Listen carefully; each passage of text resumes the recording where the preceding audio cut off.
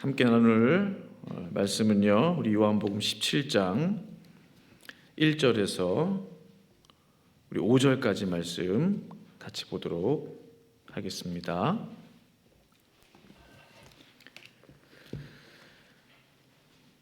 요한복음 17장 1절에서 우리 5절까지 말씀 같이 보도록 하겠습니다.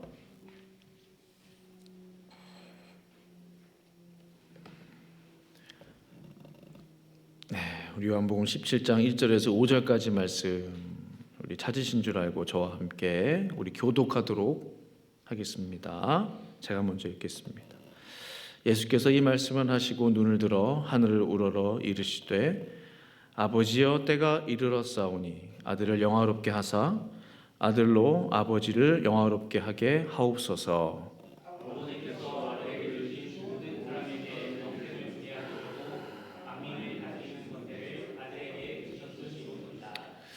영생은 곧 유일하신 참 하나님과 그가 보내신 자 예수 그리스도를 아는 것이니이다.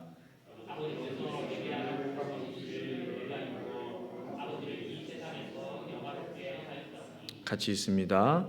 아버지여 창세전에 내가 아버지와 함께 가졌던 영화로서 지금도 아버지와 함께 나를 영화롭게 하옵소서. 아멘. 제가 한번 기도하겠습니다. 걸어가신 아버지 하나님, 이 시간 성령님을 더욱 의지합니다. 우리 예수님을 더욱 붙잡습니다. 말씀 가운데 역사하여 주셔서 성령 하나님 우리에게 꼭 필요한 말씀 증거되게 하시고 하나님의 힘을 주시고 하나님의 지혜를 주시고 하나님의 기름 부음을 이 시간 허락하여 주시옵소서. 감사하고 예수님의 이름으로 간절히 기도합니다. 아멘. 예수님의 겟세마네 기도라는 제목으로 하나님 말씀 증거하기 원합니다.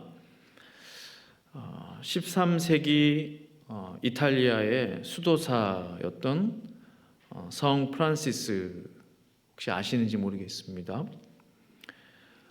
과거에 성 프란시스의 평화의 도구, 평화의 기도라는 제목의 그런 성가곡들을 많이 불렀던 기억이 납니다. 주여 나를 평화의 도구로 써주소서. 이 찬양 다 아시죠? 주여 나를 평화의 도구로 써주소서. 미움이 있는 곳에 사랑을, 다툼이 있는 곳에 용서를, 분열이 있는 곳에 일치를, 의혹이 있는 곳에 믿음을, 그릇됨이 있는 곳에 진리를, 절망이 있는 곳에 희망을, 어둠이 있는 곳에 광명을, 슬픔이 있는 곳에 기쁨을 심게 하소서. 위로받기보다는 위로하고 이해하기보다는 이해하며 사랑받기보다는 사랑하게 해 주소서. 우리는 줌으로써 받고 용서함으로 용서받으며 자기를 버리고 죽음으로써 영생을 얻기 때문입니다. 아멘. 참 지금 시대에 참으로 필요한 기도문이 아닌가 그런 생각을 해보게 됩니다. 나를 평화의 도구로 써달라는 성 프란시스의 기도문인데요. 오늘 본문에는 예수님께서 하나님 아버지께 드리는 진실하고 간절한 기도문이 기록되어 있습니다. 바로 겟세마네 동산에서의 기도입니다. 예수님께서 육체를 입고 이 땅에 계시는 동안에 많은 기도를 들으셨죠.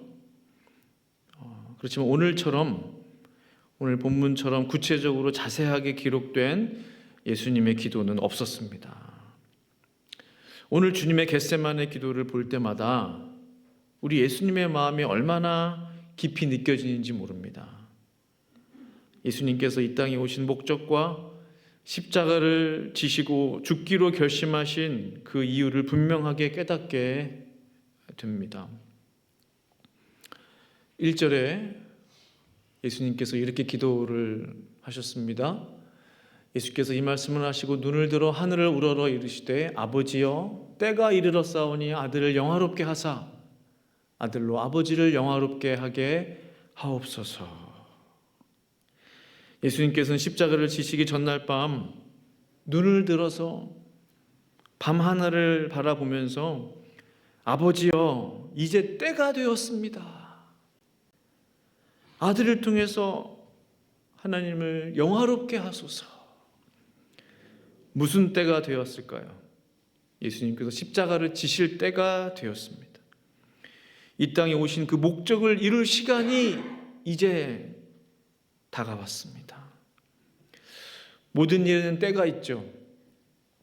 그래서 범사에 기한이 있고 천하 만사가 다 때가 있나니, 천하 만사가 다 때가 있다면 이 중요한 십자가를 지시는 정말로 가장 중요한 이 예수님의 십자가의 고난의 때, 얼마나 정확한 하나님의 시간표 가운데 이루어진 일이겠습니까? 주님께서 이 십자가를 지시기까지 얼마나 고민이 되셨는지요, 얼마나 괴로우셨는지 모릅니다.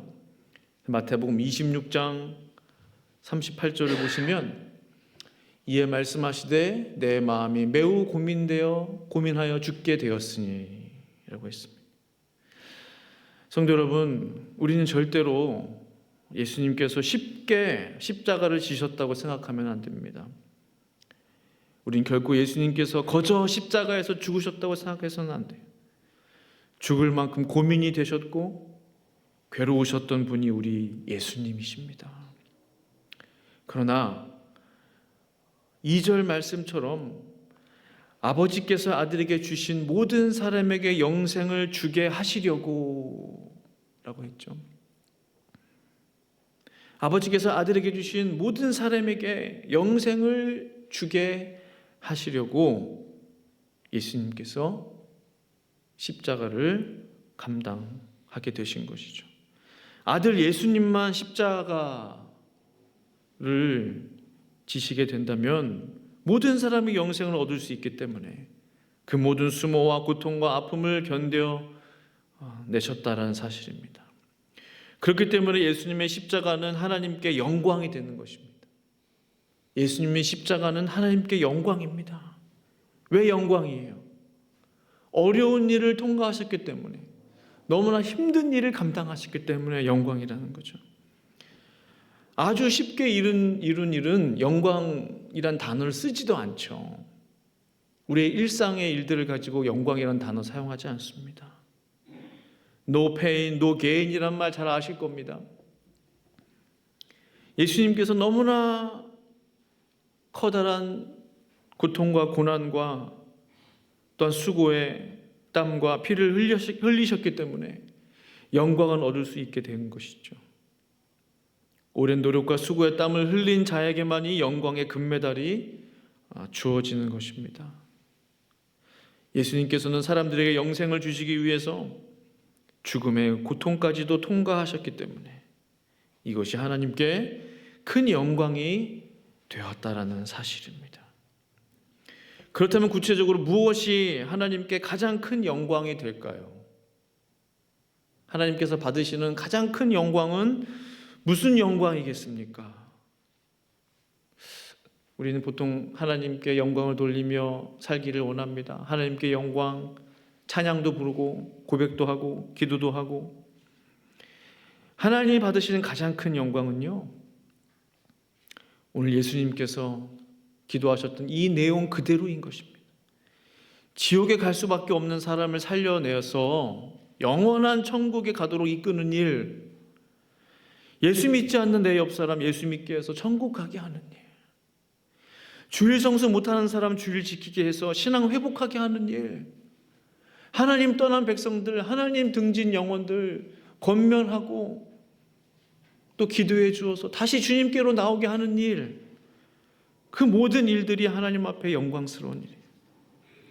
결국 영혼에 관련된 일, 사람을 살리는 일, 영혼 구원하는 일이 가장 큰 하나님 앞에 영광이 된다는 거예요. 이 사실을 믿으십니까? 이것에 대한 확실한 믿음이 있어야 돼요. 이 믿음이 우리에게 있느냐 없느냐, 이 믿음을 가지고 우리가 신앙생활을 할 때 우리의 신앙생활이 달라지는 것이죠. 교회가 왜 존재합니까? 이 땅의 교회들이 왜 존재합니까? 결국 이 일을 위해서 존재하는 건 아니겠습니까? 큰 영광을 돌리는 교회가 되게 하소서. 하나님 앞에 큰 영광이 되는 일에 쓰임받는 교회가 되게 하소서. 그 일이 뭐냐는 거예요. 그 일이 영혼 구원하는 일에 최선을 다하는 교회, 그 일을 힘쓰는 교회, 바로 그 제단, 그 교회, 그 성도야말로 하나님께서 크신 영광을 받으시는 교회와 성도가 된다는 사실이죠. 그래서 다니엘 12장 3절 말씀 보시면, 많은 사람을 옳은 대로 돌아오게 한 자는 별과 같이 영원토록 빛나리라 했습니다. 많은 사람을, 할 수 있으면 많은 사람을 옳은 대로 돌아오게 한 자. 저에게는 그런 마음이 있어요. 할 수만 있다면 많은 영혼들을 주님께로 인도하고 싶어요. 종종 어떤 사람들은 아유 왜 이렇게 꿈이 크냐고, 왜 이렇게 그릇이 크냐고, 본 마음은 이만한데 꿈만 이만큼 크대요. 저는 이야기합니다.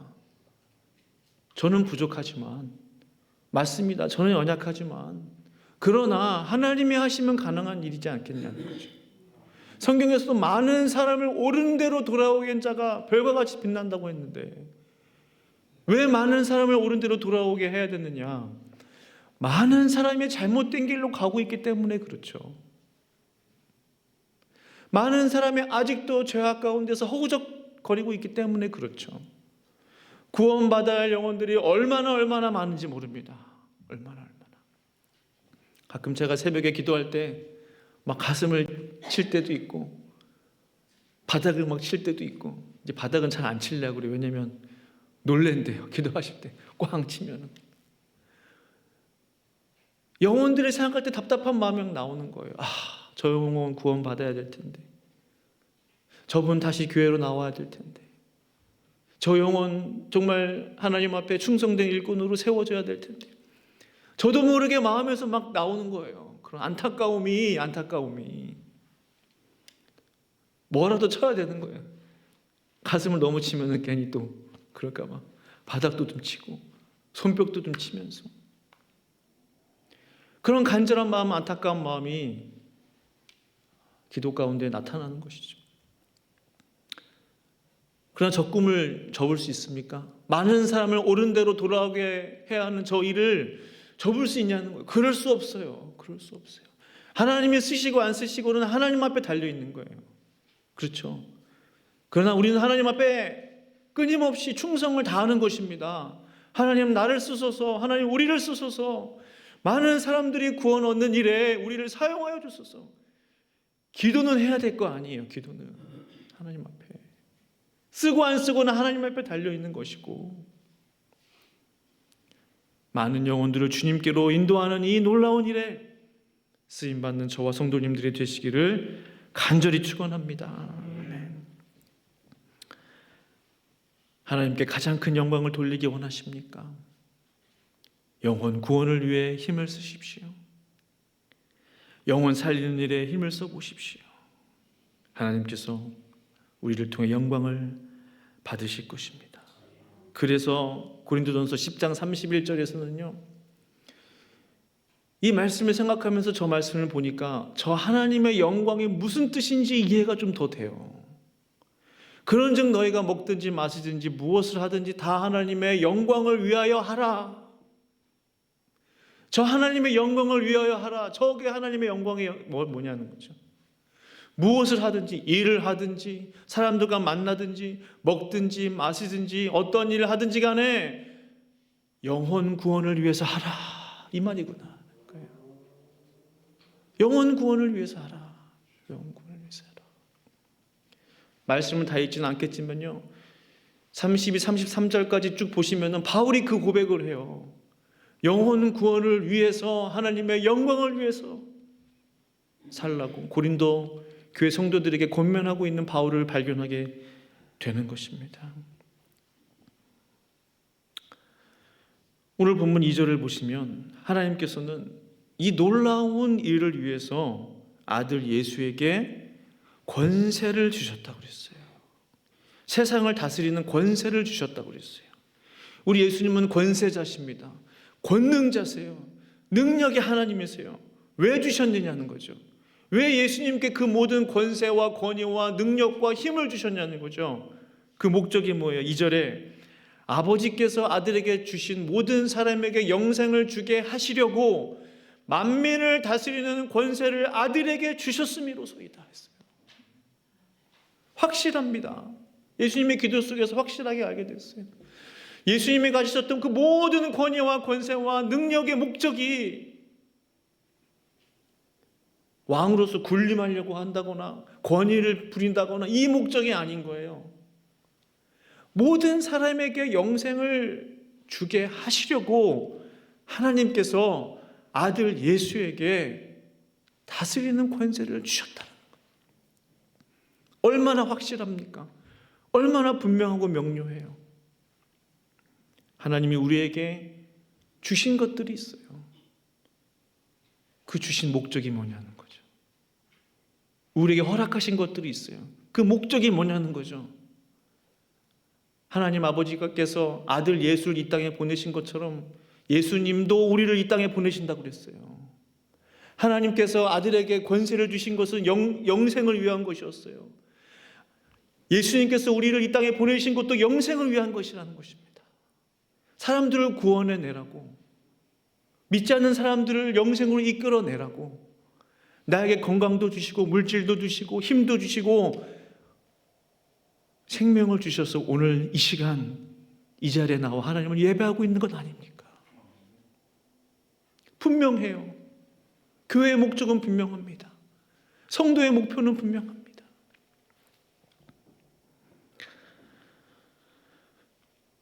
모든 사람에게 영생을 나누어 주시기 위해서 예수님께서는 하나님의 권세를 받으신 것이죠. 그래서 3절에 영생이 뭐냐 하는 거예요. 영생은 곧 유일하신 참 하나님과 그가 보내신 자 예수 그리스도를 아는 것이니이다. 저 짧은 한 구절 3절이지만 저 안에 얼마나 많은 진리들이 담겨져 있습니까? 단순히 영생은 영원히 천국에서 사는 것이 아닌 거예요. 물론 그거 포함되지만요, 저 영생이 우리에게 주어지기까지 하나님 아버지와 아들 예수께서 행하신 그 모든 일들이 얼마나 놀라운지요.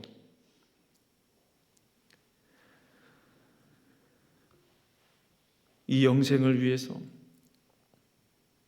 구체적으로 하나님 아버지께서는 아들에게 일을 맡기셨다고 그랬어요.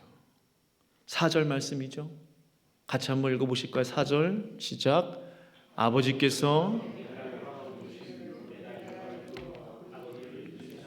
영화롭게 하였사오니 아멘.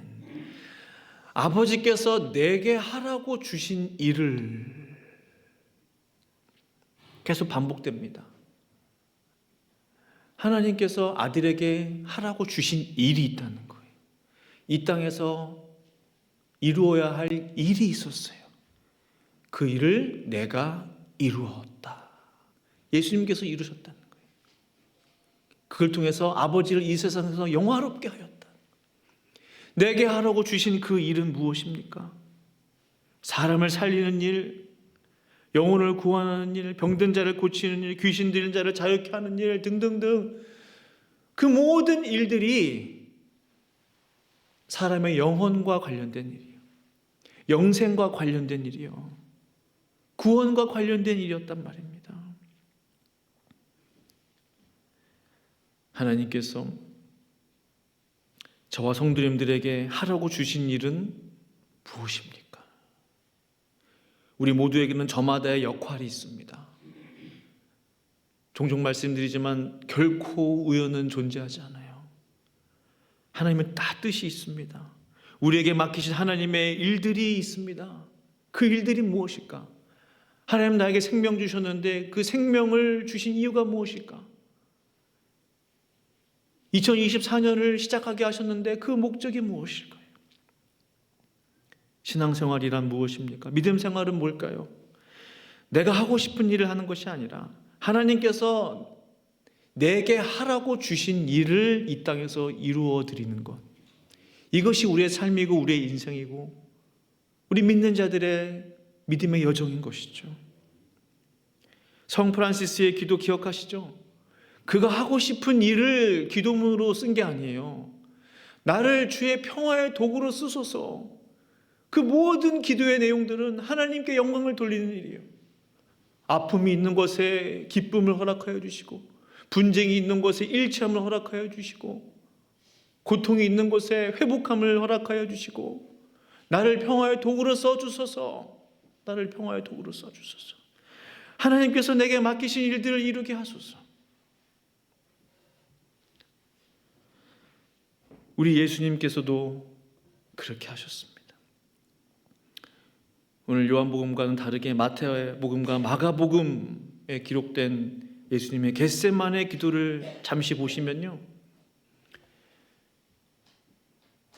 조금 나아가서 얼굴을 땅에 대시고 엎드려 기도하여 이르시되 내 아버지여 만일 할만하시거든 이 잔을 내게서 지나가게 하옵소서.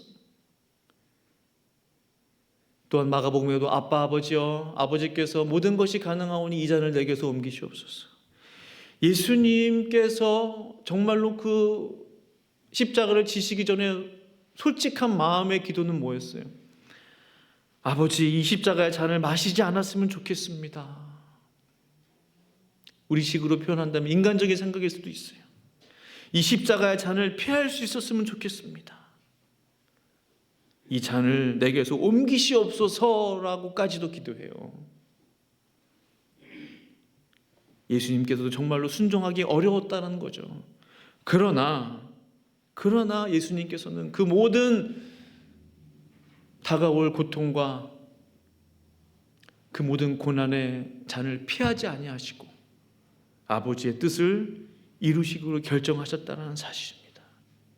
자신의 생각을 내려놓기가 얼마나 힘드셨는지요. 십자가가 얼마나 두려우셨는지요. 간절한 기도의 힘 밖에는 이겨낼 방법이 없으셨습니다.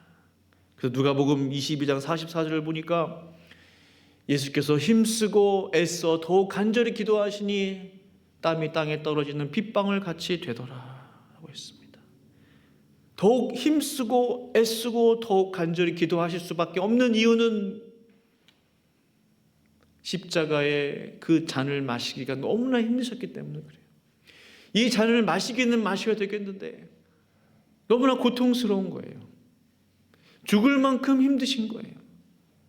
그래서 더욱 힘써서 기도할 수밖에 없었다. 더욱 애써서 간절히 하나님 앞에 부르짖을 수밖에 없었다는 사실이죠. 결국 예수님께서는 자신의 뜻을 내려놓으시고 하나님의 뜻을 취하시어 영혼 구원하는 일에 주님의 생명을 바치신 것입니다. 사랑하는 여러분, 예수님께서는 지금 이 시간에도 주님의 백성들을 구원하시기 위해서 이처럼 간절한 마음으로 기도를 드리고 계신다는 사실을 아십니까? 예수님의 겟세마네 동산에서의 기도는 영생을 위한 기도, 구원을 위한 기도였어요. 낙심한 자를 일으켜 세우고 떠나간 자를 다시 돌아오게 하는 그러한 생명의 기도였습니다. 그 기도의 현장에 사실은 예수님과 함께 힘을 모아서 기도했던 제자는 한 사람도 없었습니다. 오죽했으면 천사가 하늘로부터 예수님께 나타나서 예수님의 기도에 힘을 더하더라라고 기록하고 있더라고요. 천사가 와서 돕고 있어요. 얼마나 그 기도가 힘들었으면, 얼마나 그 겟세마네에서의 기도가 어려웠으면. 원래는 제자들이 예수님과 함께 기도했어야 하는데 사람이 없는 거예요. 쉽게 말하면 일꾼이 없는 거예요. 예수님의 기도에 같이 마음을 모을 제자가 한 사람은 없었던 거예요.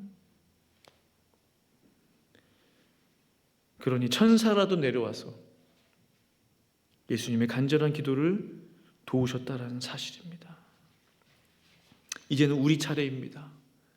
우리가 정말로 예수님의 이 간절한 기도를 기억하고 있다면 사람을 살리기 위해, 영혼 구원을 위해, 모든 사람에게 천국을 주시기 위해 간절히 기도했던 예수님과 함께 기도하시지 않겠습니까? 홀로 외로이 겟세마네에서 기도하신 예수님을 한번 상상해 보세요. 같이 기도하기를 원했지만 제자들은 다 잠들어 버렸어요. 겟세마네에서 흘리신 주님의 눈물을 기억하기를 원합니다. 주님의 땀과 핏방울을 우리의 마음에 품기를 원합니다. 우리가 사순절 이 기간을 지나가고 있습니다. 나의 전도가 필요한 사람들이 주변에 있지 않습니까? 무엇보다 간절한 마음으로 그분들을 위해 기도할 수 있기를 바라요. 예수님처럼 간절한 마음으로 기도할 수만 있다면 그 모든 영혼들을 구원해 낼 수 있을 줄로 믿습니다. 예수님께서 우리를 도우실 것입니다. 성령께서 말할 수 없는 탄식으로 우리의 기도에 힘을 더해 주실 것입니다. 그 은혜가 저와 성도님들 가운데 있기를 간절히 축원합니다. 함께 기도하시겠습니다. 기도하실 때 말씀 생각하시면서 겟세마네에서의 예수님의 기도, 그 기도가 나의 기도가 되게 하시고 주님과 함께 기도하는 우리 모두가 되게 하여 달라고 합심으로 기도하며 나아가시겠습니다. 거룩하신 아버지 하나님 감사하며 찬양합니다. 우리를 살리기 위해서, 영생을 주시기 위해서, 구원을 주시기 위해서 참으로 고난의 십자가의 그 잔을 마다하지 아니하시고 그 십자가를 짊어지신 고난의 잔을 취하신 예수님의 이름을 찬양하며 그분을 높여드립니다. 하나님, 우리로 하여금 예수님과 함께 기도하게 하시고 주님과 함께 부르짖게 하시고 주님과 함께 기도의 자리에 나아갈 수 있도록 은혜를 베풀어 주시옵소서. 주님 찬양하며 감사합니다. 하나님 앞에 그래서 놀라운 이 구원의 역사에 쓰임받는 우리 모두가 되게 하여 주시옵소서. 주님 감사하며 찬양합니다. 모든 말씀 예수님의 이름으로 기도합니다. 아멘.